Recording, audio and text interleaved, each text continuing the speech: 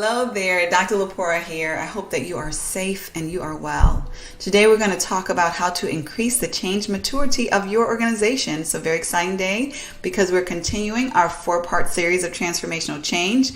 This is still obviously a very monumental time for the entire world. The entire world is going through a major transformation.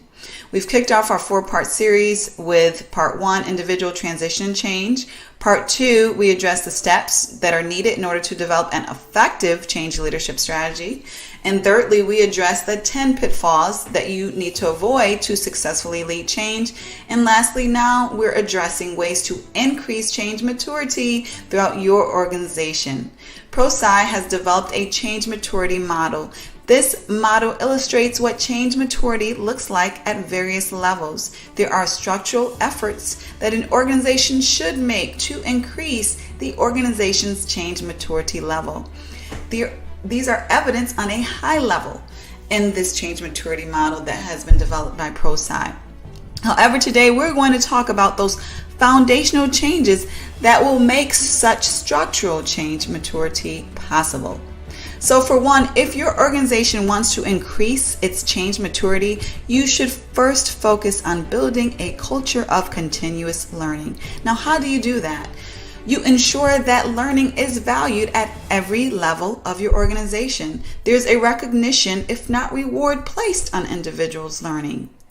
Individuals are encouraged, if not required, to learn best practices for their respective roles and areas of work. The standard that the American Society of Training and Development has set is 40 hours on average per year of learning per employee and team member. They would suggest that organizations with a continuous learning approach often train their employees, their team members, at least 40 hours per year. So beyond tactical ways to measure continuous learning is also recognized by a culture of openness and flexibility. In an organization dedicated to continuous learning, you will not hear, well, that's how we've always done it, so that's how we're going to do it. Or if it's not broke, there's no need to fix it. What you will hear is an eagerness to learn more. You will see an acceptance that things can always be better. You will see a habit of curiosity and even humility. Organizations of continuous learning understand that good is the enemy of great and that there are no perfect organizations.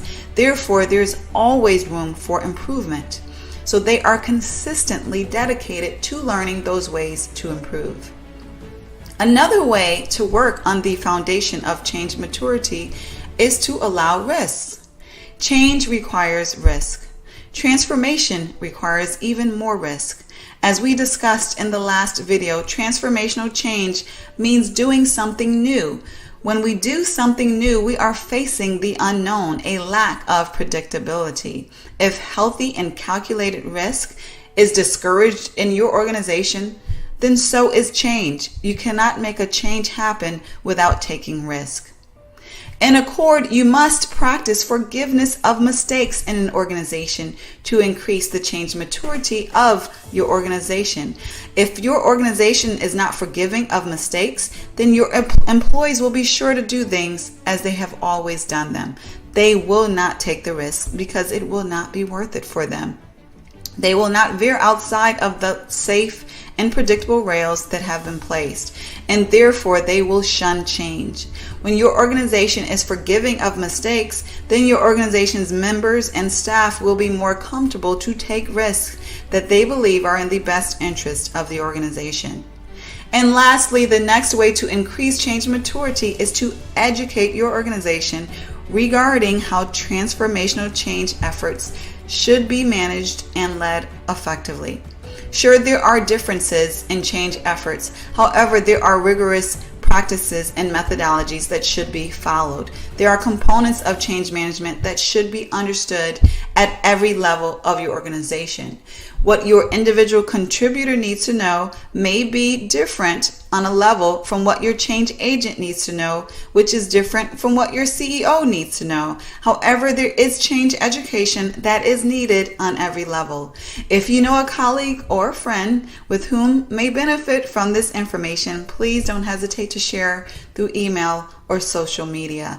To learn more about how to bring a change certification training program to your organization, feel free to click the link and reach out. Or to simply schedule the appropriate level change class for your organization, you can click the respective link. And also, don't hesitate to reach out if you would like an exploratory session with me regarding coaching for leadership or specifically making transformational change happen at your organization.